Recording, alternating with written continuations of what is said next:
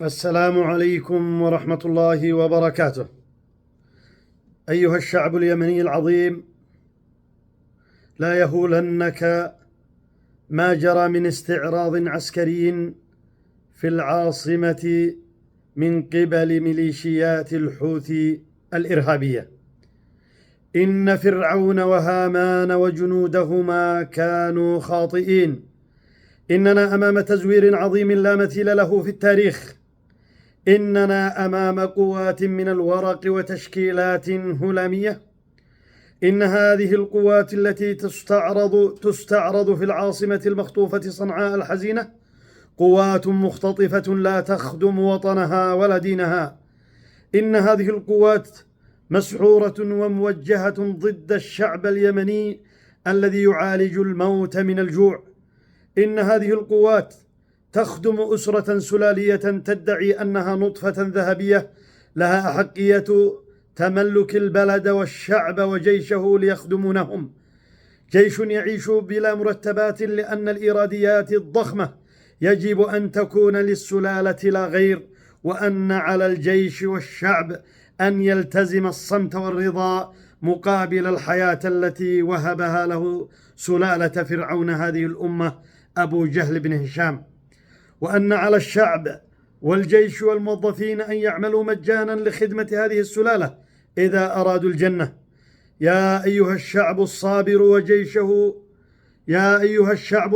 وجيشه المختطف، لا تخنعوا للأفكار الظلامية ولا تغلقوا عقولكم وتجرون وراء السراب، فوالله أنكم تظلمون أنفسكم. قال تعالى: وما ظلمناهم ولكن كانوا أنفسهم يظلمون. أيها الشعب اليمني، لا تغتروا بمن تمه مع هذه الميليشيات وباع عقله وسجد بين أيديهم، وإن كان عالما أو أكاديميا أو ضابطا أو موظفا أو جنديا. الحق معروف للجميع، ولا حق لهذه الميليشيات التي تنال من الدين والرسول وزوجاته وصالح المؤمنين.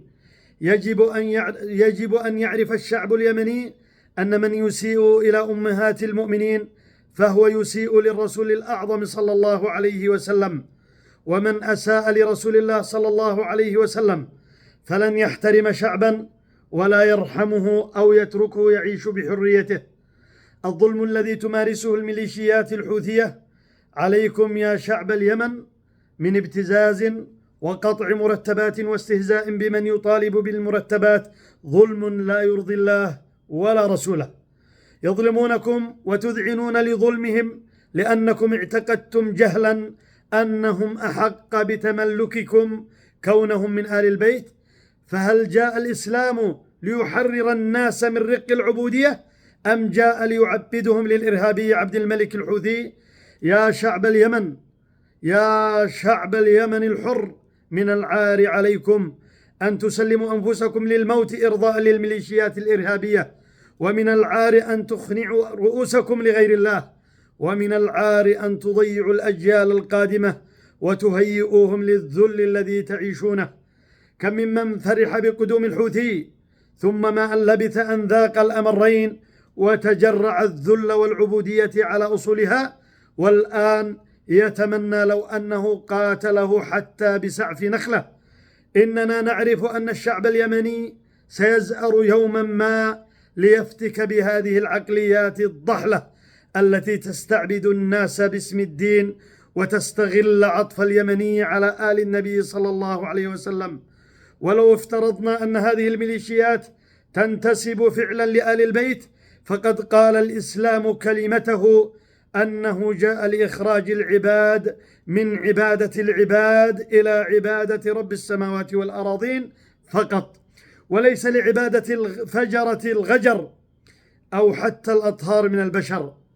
فالعبادة لله وحده بلا واسطة ولا وسيط.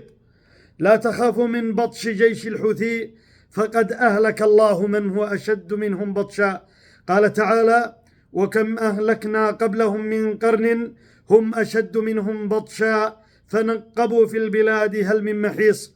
وحتما ستزول هذه العصابة بظلمها وسيشرق فجر اليمن من جديد.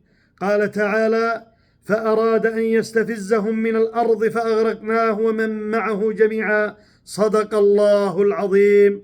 إلى النصر بإذن الله تعالى، والسلام عليكم ورحمة الله وبركاته.